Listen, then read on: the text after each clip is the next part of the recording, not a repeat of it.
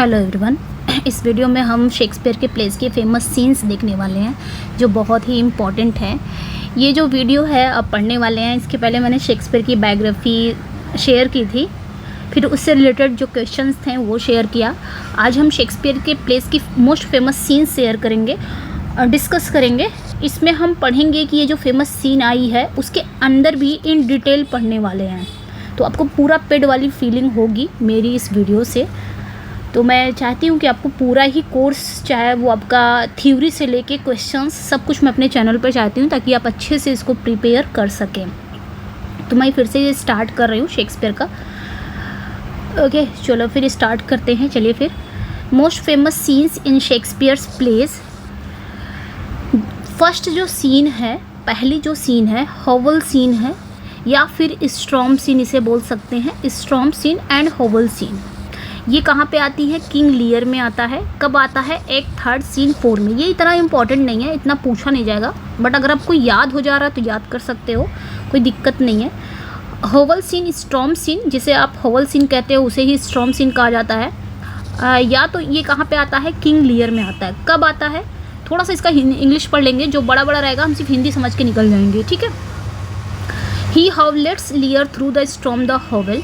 He persuades him to go inside, but Lear can't hot comply and sees that his mental anguish makes him already feel the storm. He sends Kent inside, kneels and prays. He ruminates that as king he felt to take proper care of the underdogs and homeless who have little protection from storms such as this one. तो हम पहले English पढ़ेंगे, फिर इसका हिंदी समझ लेंगे क्या है ये कह रहा है। इसमें बात क्या है? ये जो हॉवल सीन है, स्टॉर्म सीन है किंग लियर में, इसमें बात क्या हो रही है कि किंग लियर में वह लियर को तूफान से होते हुए हॉवल तक ले जाता है। यानी कि वह लियर को कहाँ लेके जाता है? तूफान से होते हुए हॉवल तक ले जाता है। वह उसे अंदर जाने के लिए मनाता है, लेकिन जो लियर है वो केंट को कहता है, और केंट उसकी बात मान लेता है और कहता है कि उसकी जो केंट कहता है उसकी जो मानसिक पीड़ा, यानी कि लियर की जो मानसिक पीड़ा है उस तूफान को एहसास नहीं कराती है। वो केंट को अंदर भेजता है। कहाँ पे? हॉवल में। वो केंट को अंदर भेजता है, घुटने टेकता है, प्रार्थना करता है। वो सोचता है कि एक राजा के रूप में वो वंचित है, बेघर है। कौन कहता है? केंट, कि एक राजा हो के आज ये क्या है, अपने घर से वंचित है, अपने घर से बेघर है, और सही से इसकी कोई उचित देखभाल करने में सब लोग क्या रहे हैं? विफल रहे हैं, जिनके पास इस तरह के तूफानों का बहुत कम सुरक्षा है। ये जो तूफान है इनके लिए नहीं है, ये केंट कहता है। तो ये हॉवल सीन, ये स्टॉर्म सीन किंग लियर में है। ओके, अगला जो हम देखने वाले हैं, अगली जो सीन है आपका, the death of Desdemona in Othello. ये भी एक सीन है, ठीक है। एक्ट 5 सीन 2 में डेस्टिमोना की डेथ हो जाती है। कौन मारता है? ओथेलो, उसी का हस्बैंड मार देता है। तो ये भी एक सीन है ओथेलो में, जो आपके एक्ट 5 एंड सीन 2 में आता है। तो इस सीन में Othello goes to Desdemona with the intention of killing her. He tells her to pray the god and confess her sins before he kills her. She pleads that she has not done anything. Othello presumes that she is lying and kills her. तो ये जो scene आती है आपकी act 5 scene 2 में आता है, death of Desdemona. क्यों ओथेलो डेस्टिमोना को मारता है? तो ये भी याद रखना है कि इस सीन में ओथेलो डेस्टिमोना को मारने के इरादे से उसके पास जाता है, और उसे मारने से पहले ही ईश्वर से प्रार्थना करने और अपने पापों को स्वीकार करने के लिए कहता है। पहले वो डेस्टिमोना से कहता है कि ईश्वर से प्रार्थना कर लो और जो तुमने सिंस किए हैं, यानी कि जो तुमने पाप किए हैं उसको स्वीकार करो। इस पे डेस्टिमोना क्या कहती है? दलील देती है, प्लीड्स करती है, प्रार्थना करती है कि उसने कुछ नहीं किया, मतलब उसने कुछ नहीं किया, she has not done anything. But Othello को लगता है कि सी इज़ लाइंग और एंड किल्स हर, वो उसे मार देता है। ठीक है, ये याद रखना है। जो छोटा रहेगा उसको इंग्लिश भी पढ़ लेंगे, और जो बड़ा रहेगा, आगे बड़ा भी है, तो उसको सिर्फ हिंदी समझ के चले जाएंगे, ठीक है। Hamlet and Ophelia's conversation. अगली जो सीन है हैमलेट एंड ओफिलिया, जिसे हम ननरी सीन कहते हैं। ननरी सीन इंपॉर्टेंट है। ये ननरी सीन ये कब आती है? एक्ट 1 सीन 3 में आता है, ठीक है। तो इसमें क्या होता है? ननरी सीन में क्या होता है? हैमलेट और ओफिलिया का बातचीत होती है, दोनों की कॉन्वर्सेशन होती है। In this scene Hamlet confronts Ophelia in a very harsh manner. He talks about what she sees in her as a woman. His words deeply hurt and shock her. During that ranting, he tells her to go to a nunnery, which was a slang for brothel, Shakespeare's time. He tells होना चाहिए, he tells her not to marry and beget children, and in this way not bring more people in this life where people only commit sin and suffer. अब इसकी हिंदी समझ लेते हैं, कहे क्या रहा है इसमें। हैमलेट और ये जो ननरी सीन में हैमलेट और ओफिलिया की बातचीत होती है, तो इस सीन में हैमलेट ओफिलिया से मिलता है और एक महिला के रूप में वो उनमें क्या देखता है, पूछती है कि तुम मुझ में एक महिला के रूप में क्या देखते हो। तो हैमलेट क्या करता है, बड़े ही बेहद ही सख्त अंदाज में बात करता है उससे, उसके शब्दों में उसे जब वो बोलता है बहुत ही सख्त अंदाज में, तो उसके शब्दों से उसे गहरा दुख पहुंचता है, सदमा लगता है। किसे? ओफिलिया को। वो उसे गाली गलौज के दौरान उसे ननरी में जाने के लिए भी कह देता है। इतना गुस्सा हो जाता है कि जाओ तुम ननरी में चले जाओ, go to the nunnery, go to a nunnery, जाओ ननरी में चले जाओ। ननरी किसे बोला जाता था ये भी समझ लेंगे, जो शेक्सपियर के समय एक ब्रॉथल के नाम से जाना जाता था, स्लैंग था। ब्रॉथल मतलब वेश्यालय के लिए एक गाली थी। उसने उससे और क्या कहा, उसने उससे कहा कि वो शादी ना करे, बच्चे पैदा ना करे, इस तरह इस जीवन में और लोगों को ना लाए, इस जीवन में न लाए, शादी ब्याह के चक्कर में, जहाँ लोग केवल पाप करते हैं और क्या करते हैं, सफ़र करते हैं, कष्ट सहते हैं। तो ये ननरी सीन में हैमलेट और ओफिलिया की कॉन्वर्सेशन होती है। कॉन्वर्सेशन में क्या क्या होता है ये हमने पढ़ लिया। अगली जो सीन है आपका द क्लोसेट सीन, ये भी हैमलेट में पड़ता है। क्लोसेट सीन याद रखना है, इंपॉर्टेंट है। ये आपका एक्ट 3 सीन 4 में पड़ता है। इस सीन में क्या होता है ये भी जान लेते हैं। In this scene, Hamlet goes to meet Gertrude. Polonius is also there, but he hides himself and listen to what Hamlet has to say. Hamlet accuses Gertrude of a kind of accomplice in the murder of his father, which she denies. He keeps on using harsh word and makes her feel guilty. In this very scenes, Polonius is also killed out of this foolishness. तो इस scene में ये closet scene है। पूछा जाएगा अगर कि Polonius किस सीन में मरता है, आपने याद रखना है। क्लोसेट सीन ये नया है बट आपको याद रखना है, क्या पता पूछ ले, ठीक है। तो क्लोसेट सीन को भी याद रखेंगे। इस सीन में पोलोनियस गलती से मारा जाता है बाय हैमलेट, ओके।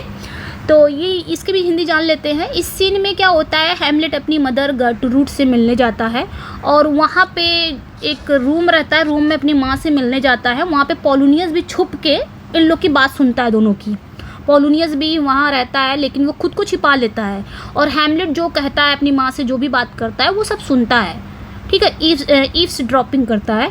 हैमलेट ने गर्टरूड पर हत्या में एक प्रकार के सहयोगी होने का आरोप लगाया। हैमलेट अपनी माँ से क्या कहता है कि मेरी जो फादर की डेथ हुई है उसमें तुम भी भागीदारी हो, तभी तो तुमने मेरे चाचा से शादी कर लिया, ऐसा वैसा इल्ज़ाम लगाता है, ठीक है। जिससे वो क्या करती हैं, डिनाइज करती हैं, वो मना करती हैं कि ऐसा मैंने कुछ नहीं किया है, और ये सब पोलोनियस सुन रहा होता है। इस पर हैमलेट क्या करता है, वो कठोर शब्दों का प्रयोग करता है अपनी माँ के लिए और उसे दोषी महसूस कराता है कि तुम बहुत, तभी तो बोलता है frailty Dai name is women, कमजोरी तुम्हारा ही नाम औरत है। मतलब ये अपनी माँ से नहीं कहता है, अपने आप से कहता है। उसकी सॉलिलोकी है, ये सॉलिलोकी है हैमलेट की, मतलब इसी बात पे कहता है। तो यहाँ पे ये अपनी माँ को गिल्टी ठहराता है और इस सीन में पोलोनियस भी बेचारा मारा जाता है, उसकी मूर्खता के कारण मार दिया जाता है, गलती से मर जाता है, ठीक है। ये चीज़ें देखना है। तो ये क्लोसेट सीन में होता है, ये सारी चीज़ें बातचीत होती है बेटे और माँ की। जब बेटा इल्ज़ाम लगा रहा होता है अपने माँ पे, उस समय ईव्स ड्रॉपिंग करता है पोलोनियस, ये याद रखना है, ओके। अगली जो सीन है ग्रेव डिगर सीन, ये हम सभी परिचित हैं इससे।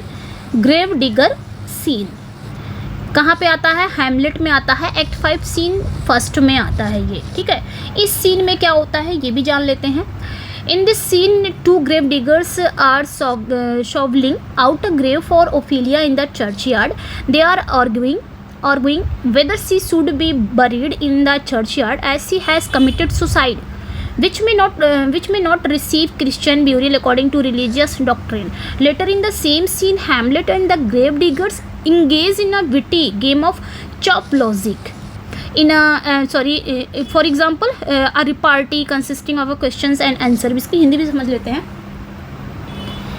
इसकी हिंदी क्या है कि ग्रेव डिगर सीन में क्या होता है, इस सीन में 2 कब्र खोदने वाले होते हैं जो चर्च परिसर में ओफिलिया के लिए कब्र खोद रहे होते हैं। वो इस बात पर बहस कर रहे होते हैं क्या उसे चर्च परिसर में दफनाया जाना चाहिए, क्योंकि उसने आत्महत्या कर लिया। ओफिलिया क्या करती है, ड्राउन हो जाती है, खुद ही पानी में कूद के सुसाइड कर लेती है। तो जब सुसाइड कर लेती है, जब उसे दफनाया जाना था, दोनों क्या करते हैं, दोनों जो दो ग्रेव डिगर्स हैं, कब्र खोदने वाले, वो दोनों आपस में बात कर रहे होते हैं कि क्या इसे इस चर्च परिसर में, चर्च यार्ड में दफनाया जाना चाहिए, क्योंकि इसने क्या किया है, सुसाइड किया है, जिसे धार्मिक सिद्धांत के अनुसार ईसाई दफन नहीं किया जा सकता। ठीक है, जो सुसाइड करते हैं ऐसा कहा जाता है कि उसे दफन नहीं किया जा सकता ईसाई में। बाद में उसी सीन में हैमलेट और कब्र खोदने वाले को चॉप लॉजिक के एक मजाकिया खेल में शामिल होते हैं, यानी एक जवाबी कार्रवाई जिसमें सवाल और जवाब दोनों शामिल होते हैं, ये याद रखना है। ठीक है, अगले सीन जो है आपका, मैं PDF दे दूंगी, आप इसको अच्छे से पढ़ लीजिएगा। अभी तो मैं सिर्फ सीन बताऊंगी और इसकी हिंदी बताते जाऊंगी, क्योंकि बहुत बड़ा है तो हम इसकी इंग्लिश नहीं पढ़ते हैं, जो बड़े छोटे रहेंगे वो हम पढ़ लेंगे और आपको PDF मिल जाएगा, आप इसको अच्छे से पूरा थॉरली पढ़ लीजिएगा। बालकनी सीन, नेक्स्ट जो है आपका बालकनी सीन। बालकनी सीन कहाँ पे है, रोमियो एंड जूलियट में, बहुत ही इम्पोर्टेंट है और ये सभी को पता है, मोस्ट फेमस सीन है ये कब आता है, एक्ट 2 सीन 2 में। अगर इसका एक्ट, सीन और दोनों आपको याद हो जा रहा है तो बिल्कुल याद करिए, एक्ट 2 सीन 2 में बालकनी सीन आता है। तो इसमें क्या चीज़ें होती हैं, in this scene Romeo and Juliet reveal their love to each other, they also plan to marry, Romeo stand in the shadow beneath the window of Juliet's bedroom, this scene consolidates love between two lovers, initially Juliet in unaware of. चलिए इसका हिंदी पढ़ते हैं, हिंदी बताते हैं कि इसमें बात क्या हो रही है। बालकनी सीन में रोमियो एंड जूलियट में क्या होता है, तो इस सीन में जो आपका बालकनी सीन है, इस सीन में रोमियो और जूलियट एक दूसरे से अपने प्यार का इजहार करते हैं, वे शादी करने की भी योजना बनाते हैं। इस सीन में रोमियो जूलियट के बेडरूम की खिड़की के नीचे छाया में खड़ा रहता है और ये जो सीन है दो प्रेमियों के बीच प्रेम को मजबूत करता है। शुरुआत में जूलियट रोमियो की उपस्थिति जो मतलब उसे नहीं पता रहता है कि रोमियो है यहाँ पर, और अपनी भावनाओं को जोर से बताती है। रोमियो खुद को प्रकट करता है, उससे अपने प्यार का इजहार भी करता है, मतलब वो अपनी भावनाएं बताती है, अपने प्यार का इजहार करते हैं, लेकिन उसे नहीं पता था कि रोमियो मेरी बात सुन रहा है। ठीक है, तो फिर बाद में जब रोमियो सुन लेता है तो वो भी प्रकट करता है, अपने प्यार का इजहार करता है। वह उसे वहाँ के खतरे की आगाह करती है और लास्ट में रोमियो ने उसे शुभ रात्रि कहकर वहाँ से चला जाता है। Finally Romeo beads her good night. ठीक है, तो बालकनी सीन में ये सारी चीज़ें होती हैं। आपने सीन भी याद रखना है और आपने जो मेन पॉइंट्स हैं वो याद रखना है। ये थोड़ा सा स्टोरी समझ के आप याद कर सकते हैं कि बालकनी सीन में क्या क्या हुआ था या इस सीन में क्या क्या हुआ था। ठीक है, और आपने स्टोरी पता होगा तो अच्छे से रिलेट कर सकते हैं। Juliet and nurse conversation in Romeo and Juliet, ये भी एक सीन है एक्ट 2 सीन 5 में। रोमियो जूलियट और नर्स की बातचीत होती है, ये भी एक सीन है। ठीक है, इस सीन में क्या होता है, डायरेक्ट हम हिंदी पढ़ते हैं, मतलब हिंदी बताते हैं। इस सीन में क्या होता है, कैपुलेट जो होती है, the scene is set in Capulet orchard, ये याद रखना है। ये जो सीन है जूलियट और नर्स की जो बातचीत होती है, कैपुलेट आर्चर्ड में सेट किया गया था ये सीन।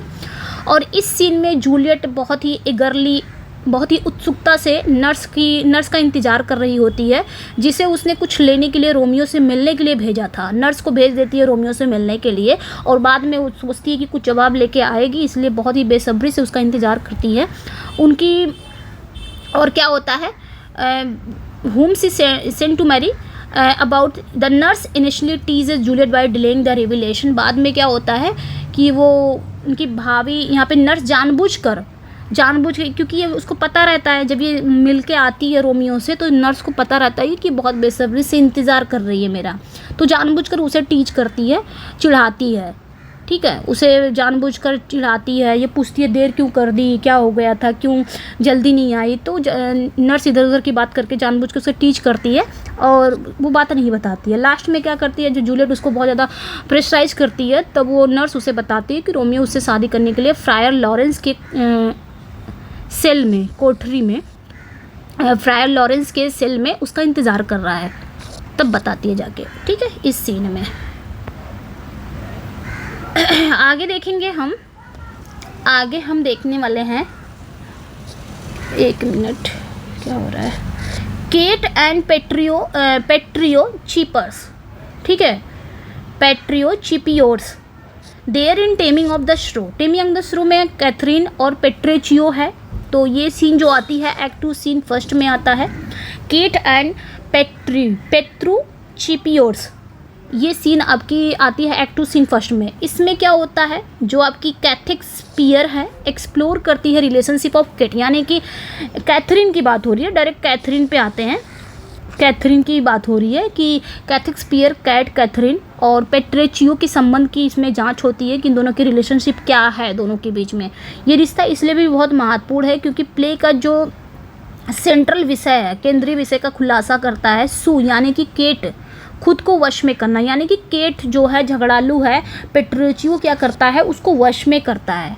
उनकी जो मुलाकात होती है बहुत ही महत्वपूर्ण होती है क्योंकि केट यानी कि कैथरीन, जिसने अपनी बात मनवाने के लिए अपनी बुद्धि का भरपूर इस्तेमाल किया रहता है, किसी भी बहस में सभी को चुप करा देती है, और पेट्रेचियो मजाकिया टिप्पणियाँ और वाक्यों के मौखिक द्वंद के सामने चुप हो जाती है, यानी कि पेट्रेचियो के सामने वो चुप हो जाती है क्योंकि यही इसको सीधा करता है। इस सीन में ये होता है क्योंकि ये बहुत ज़्यादा शू रहती है, झगड़ालू रहती है, बहुत ही क्या बोल सकते हैं, मतलब बात नहीं किसी की मानती है, अपनी बहुत उस टाइप की रहती है, बात किसी की मानती नहीं है, झगड़ालू टाइप की रहती है, तो उसको सही पेट्रेचियो ही करता है, शादी कर लेता है इससे। तो ये सारी चीज़ें हैं इसमें। नेक्स्ट वन पे आएंगे रिचर्ड थर्ड वू लेडी एन नेविल इन रिचर्ड थर्ड, इसको भी देख लेते हैं। तो इसमें क्या कह रहा है कि रिचर्ड थर्ड यानी कि Richard third lady any Neville को लुभाया। उन्होंने वो किया किसको, लेडी एनी नेविल को, रिचर्ड थर्ड में रिचर्ड थर्ड ने लेडी एनी नेविल को लुभाया। तो ये सीन आती है एक्ट 1 सीन 2 में आती है। इसमें क्या होता है कि एनी के जो डेड पति होता है प्रिंस एडवर्ड का अंतिम संस्कार के दौरान रिचर्ड थर्ड बहुत ही अनैतिक और घटिया रणनीति का उपयोग करके उसे बहकाने की कोशिश करता है, किसे, लेडी एनी नेविल। एनी के हस्बैंड की डेथ हो जाती है और उसी के अंतिम संस्कार के दौरान ही रिचर्ड थर्ड क्या करता है, बहुत ही अनैतिक और घटिया रणनीति से उपयोग करके उसे बहकाने की कोशिश करता है, वो करता है, लुभाने की कोशिश करता है। और आश्चर्यजनक रूप से लेडी एनी अपने ससुर के शव के सामने भी रिचर्ड थर्ड के प्रलोभन के आगे झुक जाती है। ये क्या होता है, उसको जो लुभाता है और ये मतलब झुक जाती है, ठीक है। स्टीफन ग्रीनवॉल्ट इस संबंध में कहते हैं कि एनी जो है वो उथली भ्रष्ट भोली भाली महत्वाकांक्षी है। तो यहाँ पे याद रखना है, स्टीफन ग्रीनवॉल्ट कहते हैं, ये इम्पोर्टेंट है। इनका कहना था कि इस कनेक्शन को, यानी कि एनी और रिचर्ड थर्ड के कनेक्शन को, वो बहुत ही शैलो है, करप्टिबल है, नेवली है, ambitious and above all frightened at qualities and help account for her spectacular surrender, ठीक है। इस पे स्टीफन ग्रीनवॉल्ट इस संबंध में कहते हैं कि एनी जो है बहुत ही उथली टाइप की, भ्रष्ट भोली भाली महत्वाकांक्षी है और सबसे ऊपर उन सभी गुणों से भयभीत है जो उसके शानदार आत्मसमर्पण के लिए जिम्मेदार है। तो ये स्टोरी होती है, इसमें Richard third lady any Neville को लुभाता है, ठीक है। चलिए नेक्स्ट पे आएंगे। देखिए कितना बड़ा इसकी पॉसिबल नहीं है इंग्लिश पढ़ पाना, इसको हम हिंदी से समझ के बस इसका जो मेन टॉपिक है वो पढ़ लेंगे, बाकी पीडीएफ मिल जाएगा, आप इसके अंदर पढ़ लीजिए। मैं हिंदी बता दे रही हूँ मतलब क्या इसमें होता है ताकि आपको दिक्कत ना हो। Quarrel between Brutus and Cassius in Julius scissor. तो ब्रूटस और कैसियस की जो झगड़ा होती है उनके दोनों के बीच में जूलियस सीजर में, ये कब आता है, एक्ट 4 सीन 3 में आता है। तो इस सीन में क्या होता है, इस सीन में एक ये भी याद रखना है, ये जो सीन है ये कहाँ होता है, टेंट में होता है, इम्पॉर्टेंट है। This scene take place in the tent, यानी कि ये जो सीन है ये तंबू में घटित होता है और झगड़ा तब शुरू होता है जब ब्रूटस लूसियस पेला के रिश्वत लेने का आरोप लेता है, जबकि कैसियस पेला को बचाने की कोशिश करता है, ठीक है। बाद में क्या होता है कि ब्रूटस का मानना है कि उन्होंने सीजर को मार डाला। क्यों मारा, क्योंकि वह न्याय और रोमन लोगों की भलाई की मांग कर रहे थे। लेकिन जब कैसियस पेला की रक्षा करने के लिए तैयार है तो ब्रूटस का मानना है कि कैसियस ने सीजर की मौत के पीछे के एजेंडा को धोखा दिया है। और जो ब्रूटस जो मारता है वो अपने देश नेशन के लिए मारता है, वो इसीलिए कॉन्स्पिरेसी करता है उन लोग के साथ, उसको लगता है नेशन। लेकिन ये लोग अपनी, ये समझ लीजिए कि अपने लिए लोग मारते हैं, सीजर को हटा देते हैं रास्ते से, ठीक है। लेकिन ब्रूटस, यहाँ पे ब्रूटस का जो इंटेंशन रहता है वो अपने नेशन के लिए रहता है, ऐसे उसको चढ़ा देते हैं, ठीक। ठीक है, तो ये याद रखना है। कैसियस सीजर की मौत के पीछे के एजेंडा को धोखा दिया है। इसके अलावा ब्रूटस ने कैसियस द्वारा अपने सैनिकों को जो भुगतान करने से इनकार करने का मुद्दा उठाया, कैसियस ने इनकार किया। हालांकि कैसियस जो है वो ब्रूटस द्वारा लगाए गए सभी आरोपों के खिलाफ अपना बचाव नहीं करता है और इसी वजह से ब्रूटस के सम्माननीय सभाओं से झगड़ा खत्म करने की अपील करता है। ये सारी चीज़ें इसमें है। ठीक है, पढ़ लीजिएगा इसको। आगे देखेंगे, हम सिर्फ यहाँ पे इम्पॉर्टेंट चीज़ लेके आए हैं, यानी कि important scenes. Brutus and Portia's conversation in Julius Caesar. अब ब्रूटस और ब्रूटस की वाइफ क्या है, पोर्शिया है, इनके बीच में बातचीत होती है। तो एक्ट 2 सीन 2 में, इस सीन में Portia attempt to reveal what is going on with her husband Brutus. तो इस सीन में क्या होता है, इस सीन में पोर्शिया ये बताने की कोशिश करती है कि उसके पति ब्रूटस के साथ क्या चल रहा है, व्हाट्स गोइंग ऑन। ठीक है, नेक्स्ट वन पे आएंगे, वर्जिनिटी सीन। देखिए ये भी एक सीन है। कहाँ पे ये सीन है, याद रखना है, all's well that ends well में, सॉरी पूरा ले लूँ, all's well that ends well में ही है ये scene, virginity scene. Act first scene first की ये लाइन है। इस सीन में क्या होता है, चलिए पढ़ लेते हैं, छोटा है ये। In this scene, Helena and Parols discuss virginity in rough language. Parols recommends that she should marry and lose her virginity quickly. As they discuss this, Helena hatches a plan of gaining the hand of Bertram. This play is called a problem comedy या फिर dark comedy. याद रखना है। तो अगर मैंने पूछ लिया कि वर्जिनिटी सीन कहाँ पे आती है, ये सब क्वेश्चन बनने वाले हैं। इसके बाद मैं इसके ऊपर ना एक क्वेश्चन लेके आऊँगी, मतलब इस पे ऊपर MCQs लाने वाली हूँ। इस वजह से पहले थ्योरी दे रही हूँ, देन इसका MCQs हम करेंगे। ठीक है, ओके। तो इसमें क्या होता है, all's well that ends well में जो वर्जिनिटी सीन होती है, इस सीन में हेलेना और पेरोल्स असभ्य भाषा में कौमार पर यानी कि वर्जिनिटी पर चर्चा करते हैं। पेरोल्स की सलाह है कि उसे शादी कर लेनी चाहिए और जल्दी से अपना वर्जिनिटी खो देना चाहिए। जैसे ही वह इस पर चर्चा करते हैं, हेलेना बेटरम का हाथ पाने की योजना करती है इस प्ले में। इसीलिए इस प्ले को प्रॉब्लम कॉमेडी या डार्क कॉमेडी कहा जाता है, ये याद रखना है। नेक्स्ट वन पे आएंगे, बर्ट्रम्स वूविंग डायनाज इन ऑल्स वेल दैट एंड्स वेल। तो बर्ट्रम वूविंग डायना ये कब आता है, एक्ट 4 सीन 2 में आता है। अंत भला तो सब भला में बर्ट्रम डायना को लुभा रहा है। इसमें क्या होता है, in this scene Bertram tries to woo Diana is seemingly wooed, however she does not seem to have any plan to marry him in future. तो इस सीन में बर्ट्रम डायना को लुभाने की कोशिश करता है और ऐसा फील होता है, ऐसा प्रतीत होता है कि डायना को लुभाया जा रहा है। हालांकि भविष्य में उसे शादी करने की कोई योजना नहीं है, बस ऐसे लुभाया जा रहा है, शादी नहीं करना चाह रहा है। आगे आएंगे, इंपॉर्टेंट है।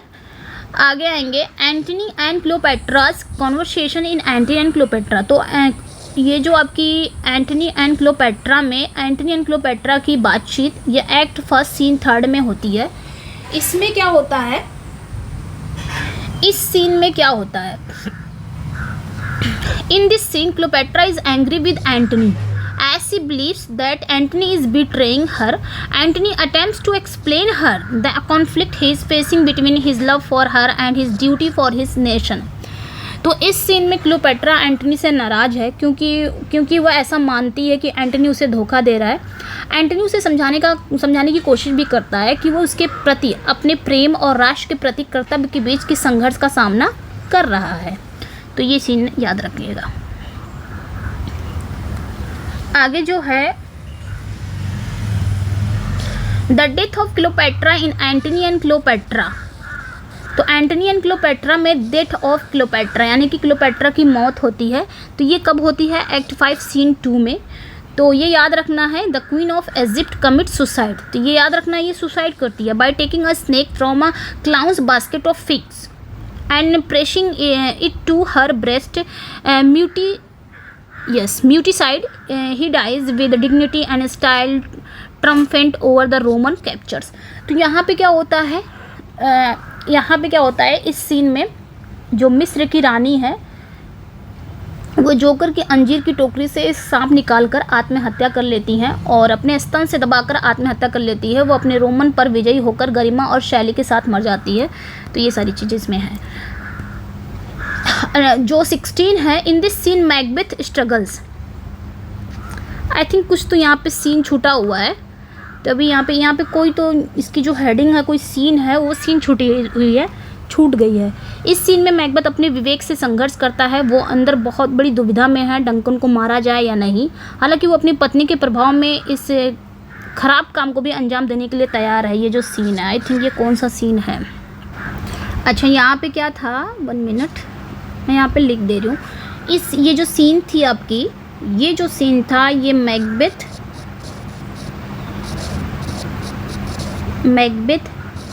एंड उनकी वाइफ थी लेडी मैकबेथ। ठीक है, ये छूट गया था। Lady Macbeth's conversation. ठीक है, कॉन्वर्सेशन इन मैकबेथ। कौन से एक्ट में हुआ था? तो एक्ट 1 और सीन 7। ठीक है, तो ये सीन थी, छूट गई थी। तो इस सीन में आप देखिएगा। ठीक है, तो in this scene Macbeth struggles with his conscience. He is in great dilemma whether to kill Duncan और not. However under the influence of his wife he is prepared to execute the act. तो इस scene में क्या होता है, इस scene में Macbeth अपने विवेक से, अपने कॉन्सेंस, अपने अंदर से संघर्ष करता रहता है कि मारूं कि ना मारूं डंकन को। वो अंदर ही अंदर बड़ी दुविधा में होता है कि डंकन को मारा जाए या नहीं। लेकिन उसकी पत्नी जो होती है लेडी मैकबेथ इतना ज़्यादा प्रेशराइज कर देती है, मतलब उसके दिमाग में भर देती है कि ऐसा हो जाएगा, मार दोगे तो ये हो जाएगा, नहीं मारोगे तो ये होगा। मतलब बहुत सारे उसके प्रभाव में आके वो इस प्लान को कर देता है, अंजाम देने के लिए तैयार हो जाता है। ठीक है, तो ये याद रखना है, ये आपने याद रखना है। ये इसको मैं हाईलाइट ही कर देती हूँ। हाईलाइट करने से दिख रहा है, दिख तो रहा है। ठीक है, ये याद रखना है, 16 का है ये। ओके, यस, दिख रहा है। चलिए नेक्स्ट पे आएंगे। Macbeth and Lady Macbeth conversation in Macbeth act 2 in this scene Macbeth shock. अच्छा, यहाँ पे भी हो रहा है एक्ट 2 सीन 2 में। 1 मिनट, दोनों तो नहीं हो गया एक साथ? ये नहीं, ये एक्ट 1 था, सीन 7 था। इसमें भी आप कॉन्वर्सेशन हो रही है दोनों की। Macbeth and Lady Macbeth conversation, Macbeth act 2 scene 2 में। In this scene Macbeth is in shock and what he has done, killing of king Duncan. तो ये भी याद रखना है कि इस सीन में जो मैकबेथ है अपने किए से सदमे में है, यानी राजा डंकन की हत्या कर देता है और इस वजह से ये सदमे में आ जाता है। ये मैंने क्या कर दिया। नेक्स्ट वन पे आएंगे, the porter scene. Porter scene जिसे डिस्कवरी सीन भी कहा जाता है, तो दोनों ही याद रखना है। Porter scene and discovery scene Macbeth में है, एक्ट 2 सीन 3 में। और इसमें क्या होती है, पोर्टर सीन को भी याद रख सकते हैं। इसमें क्या होती है, पोर्टर की बकवास, शब्दांबर, डंकन की साजिश और हत्या के तनाव और गंभीर माहौल से राहत दिलाने का काम करती है। यानी कि पोर्टर सीन या डिस्कवरी सीन बोल सकते हैं। पोर्टर सीन यानी कि आप कह सकते हैं कि वहाँ पे जब बहुत ज़्यादा, मतलब जब मैकबेथ क्या कर देता है, हत्या कर देता है, साजिश कर लेता है, उसके बाद ये सीन आ जाती है थोड़ा सा राहत दिलाने के लिए। जैसे हम कोई सीरियस मूवी देख रहे हैं और सीरियस मूवी देखते हमारा मन एकदम, जब हम सीरियस मूवी देखते हैं तो अंदर अंदर हमारे आँख से आंसू भी निकलने लग जाते हैं। ऐसा सीरियस मूड आ जाता है कि आँख से आंसू भी निकलने लग जाते हैं। लेकिन अचानक से एक कॉमेडी सीन आ जाएगी, जब कॉमेडी सीन आएगी उस तुरंत हमारा दिमाग चेंज हो जाएगा, वहाँ पे हम थोड़ा हंसने लग जाते हैं। तो ये चीज़ें क्या होती हैं, एक माहौल को तुरंत अचानक चेंज कर देना, गंभीर माहौल से राहत दिलाने का काम करती है। तो ये चीज़ें आई थी इसमें पोर्टर सीन। यानी कि मैकबेथ ने क्या किया, सबसे ज़्यादा साजिश किया, डंकन को मारने के लिए साजिश किया, मार भी दिया। तो तब ये सारा चीज़ एकदम सीरियस होते चला गया। लेकिन अचानक से पोर्टर सीन आ गया, इसकी बकवास आने लगी, डिस्कवरी सीन आ गया, तो ये क्या कर रहा है, गंभीर माहौल को राहत दिलाने का काम कर रहा है। ठीक है, ये चीज़ें एक सीरियस सिचुएशन को क्या कर दे रहा है, कॉमेडी में चेंज कर दे रहा है। तो ये चीज़ें इसमें दिखाई देती। इस प्रकार के ये प्ले में एक नाटकीय राहत प्रदान करना, राजा डंकन की हत्या की तुरंत बाद पोर्टर के आगमन से विले की खोज में देरी हो गई और मैकबेथ के कपड़े बदलने के लिए कुछ समय मिल गया। तो जब मैकबेथ मारता है उसी कपड़े में, तो जब ये मार देता है तो उसे पोर्टर सीन दिखाया जाता है। पोर्टर सीन यानी कि बकवास, कॉमेडी, जिस आप कॉमेडी ले लो, कॉमेडी दिखाने लग जाए मूवी में, तो उस समय हीरो को क्या हो जाता है, कपड़े चेंज करने का मौका मिल जाता है। ठीक है, ये चीज़ें हैं। तो मैकबेथ को भी अपने कपड़े चेंज करने का मौका मिल गया था। नेक्स्ट अगला जो है आपका the murder of king Duncan in Macbeth. तो एक्ट 2 सीन 2 में किंग डंकन की डेथ कब हुई थी, कब मारा था मैकबेथ ने? एक्ट 2 सीन 2 में मारा था मैकबेथ ने। Macbeth's killing of King Duncan occurs off stage. A bell rings, an owl shrieks, and Macbeth strides on stage to tell his wife that he has committed the murder.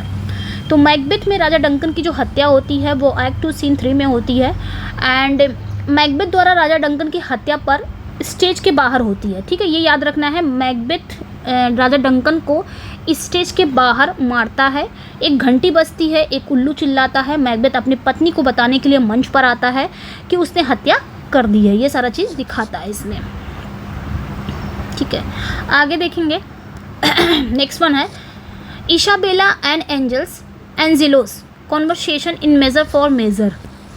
Major for major में है ना Isabella और Angelo, इनकी बातचीत कब होती है? Act 2 scene 4 में होती है। इसाबेला और एंजेलो की बातचीत होती है मेजर फॉर मेजर में। In this scene Angelo misuses his authority and power to persuade Isabella into sleeping with him in return for the life of her brother. तो इस सीन में Angelo क्या करता है, जैसे जो राजा रहता है वो चला जाता है और एंजेलो को सारा कार्यभार दे देता है कि तुम तब तक संभालो। अभी राजा का नाम याद नहीं आ रहा है, आगे होगा भी। तो ये सब कार्यभार दे देता है संभालने। तो ये क्या करता है, अपना जो पद पाया रहता है उसका मिस यूज करने लग जाता है। ठीक है, मिस यूज। इस सीन में एंजेलो अपने भाई की जान के बदले में एंजेलो क्या करता है, उसके भाई की जान, उसका भाई बंद हो जाता है। किसका? इसाबेला का, क्योंकि एक लड़की को प्रेग्नेंट कर देता है। ऐसा रहता है रूल कि लड़की को शादी से पहले प्रेग्नेंट करना, उसको जेल में बंद करना। तो ये क्या हो जाता है, ये सज़ा देने लग जाता है उसको, जेल में उसके भाई को बंद कर देता है। तो इसाबेला आती है, इससे बोलती है मेरे भाई को छोड़ दो। तो इस पे ये कहता है, उस समय राजा इसको बना के मतलब उस समय राजा इसको सारा कार्यभार दिया रहता है। चला जाता है राजा कहीं 2-3 दिन के लिए बाहर। तो ये क्या करता है, उस पद का मिस यूज करता है और इसाबेला को कहता है अगर अपने भाई को छुड़ाना चाहती हो तो मेरे साथ इंटीमेट होना पड़ेगा। तो उस अपने साथ सोने के लिए, मनाने के लिए अधिकार और शक्ति का दुरुपयोग करता है। ये सारी चीज़ें इसमें है, आप पढ़े ही होंगे। चलिए फिर नेक्स्ट पे आएंगे। Okay, Isabella and Claudius conversation in major for measure. तो इसाबेला और क्लॉडियस, ये इसी का भाई है क्लॉडियस, इनकी बातचीत होती है मेजर फॉर मेजर में एक्ट 3 सीन 1 में। और in this scene Isabella apprises her brother Claudio of his survival. He tell him of Angelo's disgusting offer. Claudio afraid of his life tries to convince Isabella to accept Angelo's offer to save his life. अब देखो भाई क्या कर रहा है इसका। इस scene में क्या होता है, इसाबेला अपने भाई की, क्लॉडियस की, उसके जीवित होने की जानकारी देती है। ठीक है, इसाबेला अपने भाई क्लॉडियस को उसके जीवित होने की जानकारी देती है। उसने उसे एंजेलो के घृणित प्रस्ताव के बारे में बताती है। मतलब इस सीन में अपने भाई को बताती है कि ये ऐसा ऐसा एंजेलो कह रहा है मुझसे, तुम्हें छुड़ाने के बदले में ऐसा ऐसा कह रहा है। तो इस पर जो भाई है वो डर जाता है कि अब क्या होगा, अगर तुम नहीं उसकी बात मानेगी तो मुझे मार देगा। ये सारी चीज़ें इसमें होती है और कहता भी है तुम एंजेलो के ऑफर को स्वीकार कर लो। ठीक है, नेक्स्ट अगला जो है आपका रोजालिन और Orlando's conversation in As You Like It. एकदम इम्पोर्टेंट है, सारा ही प्लेस का निचोड़ है। एक्ट 3 सीन 2 में आता है और ये जो कॉन्वर्सेशन है रोजालिन और ऑरलैंडो की कॉन्वर्सेशन होती है। इस सीन में ऑरलैंडो आर्डन के जंगल से होकर गुजरता है। वो रोजालिन के प्यार में पागल है और हताश में आकर वो एक पेड़ पर उसके सम्मान में लिखी कविताएं लटका देता है। वो चाहता है कि कोई भी राहगीर आए तो उसे देख सके।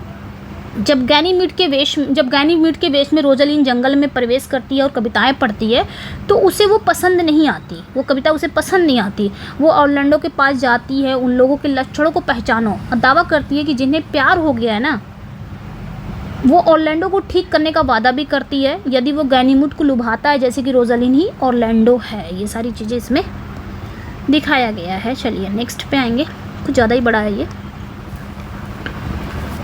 23 का बड़ा तो है, इसके बाद देखते हैं कितना है। ओके 30 ही है, तो इसी में कवर कर लेते हैं, फिर क्या अगली वीडियो बनाना, इसी में कवर कर लेते हैं। 30 ही है तो 23 हो ही गया है। पैरामिस एंड थिस्बे, पैरामिस एंड थिस्बे ये जो सीन है, पैरामिस एंड थिस्बे सीन ये कहाँ पे आता है? मिडसमर नाइट ड्रीम में आता है, एक्ट फर्स्ट सीन 2 में आता है। और इसमें जो सीन है, पीटर क्वींस को एक नाटक का अभ्यास मिलता है, पीटर क्वींस को एक प्ले का रिहर्सल करने का मिलता है। और ये प्ले थीसियस हिप्पोलिटा के विवाह समारोह से पहले ही भव्य उत्सव के लिए प्रदर्शित किया जाता है। यानी कि जब ये प्ले स्टार्ट होता है ना, तो आप देखेंगे कि थीसियस और हिप्पोलिटा कौन रहती है? Queen of Amazon. हिप्पोलिटा की शादी का ही दिखाया रहता है, शुरुआत यहीं से होती है।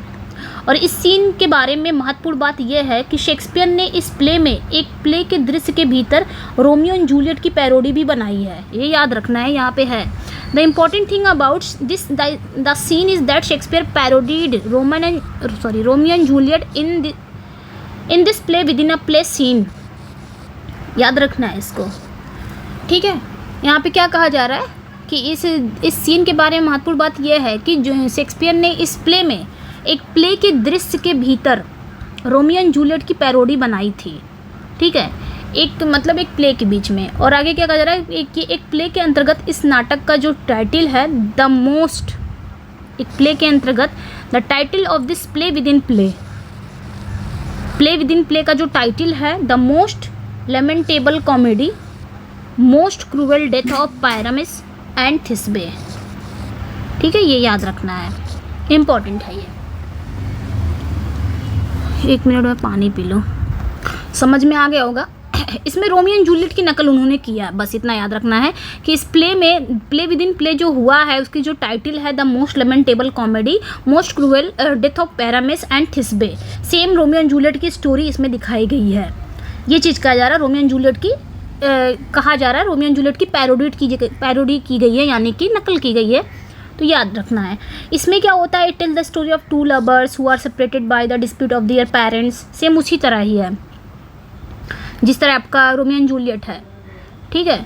तो ये याद रखना है, ये 2 प्रेमियों की कहानी है जो अपने माता पिता के विवाद के कारण अलग हो जाते हैं। वह दीवार में एक छेद के माध्यम से बोलने की कोशिश करते हैं। एक रात एक शेर थिस्बे की आश्चर्यचकित कर देता है और उसके कपड़े फाड़ देता है। फटे हुए कपड़े छोड़कर वो भागने में सफल हो जाती है।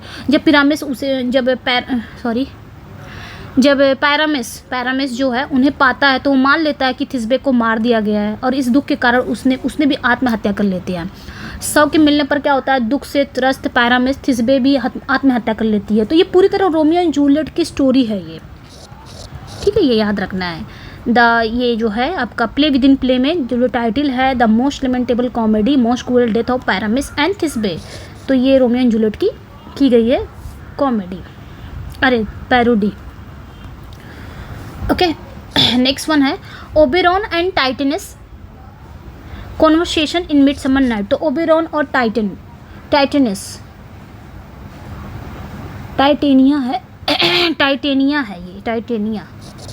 Oberon and Titania conversation in Midsummer Night Dream, ये कब होता है? एक्ट 2 सीन 1 में होता है।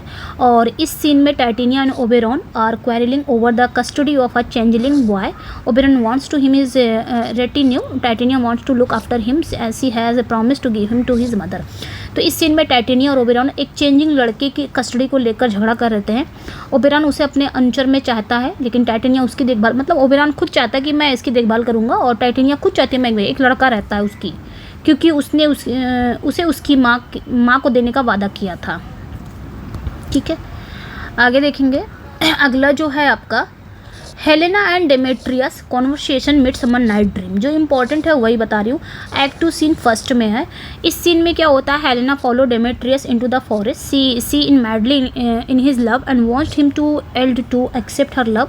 However Demetrius makes it very clear that he has nothing to do with either herself or love, ठीक है, इतना ही है।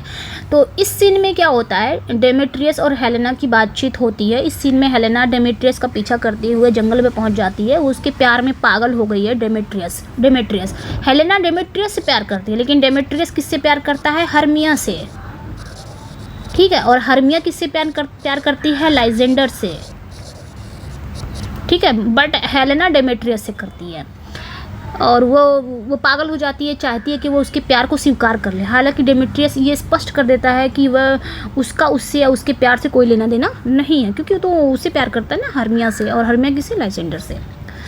नेक्स्ट जो है आपका Richard Third and Elizabeth conversation. Richard Third, तो रिचर्ड थर्ड और एलिजाबेथ की कॉन्वर्सेशन होती है एक्ट 4 सीन 4 में। In this scene Richard attempt to persuade Queen Elizabeth to help him court her daughter. Puffed with pride, Richard tries to do anything he wants as he recently killed Elizabeth's entire family. तो इसमें क्या होता है, इस scene में Richard जो है वो महारानी एलिजाबेथ को अपनी बेटी के साथ विवाह करने में मदद करने के लिए मनाने का कोशिश करता है। गर्व से फूला हुआ रिचर्ड कुछ भी करने की कोशिश करता है, क्योंकि उसने हाल ही में एलिजाबेथ के पूरे परिवार को मार डाला है। अगर आपने स्टोरी पढ़ी होगी तो आपको पूरी तरह से याद होगा। Portia and Nerissa conversation Merchant of Venice में। तो नेरेसास कॉन्वर्सेशन तो एक्ट 1 सीन 2 में होता है पोर्शिया एंड नेरेसास कॉन्वर्सेशन। इसमें क्या होता है, in this scene this two women are discussing about the probable and suitable partner for Portia. तो इस सीन में ये दोनों महिलाएं क्या करती हैं, पोर्शिया के लिए संभावित और उपयुक्त पार्टनर के बारे में चर्चा कर रही होती हैं।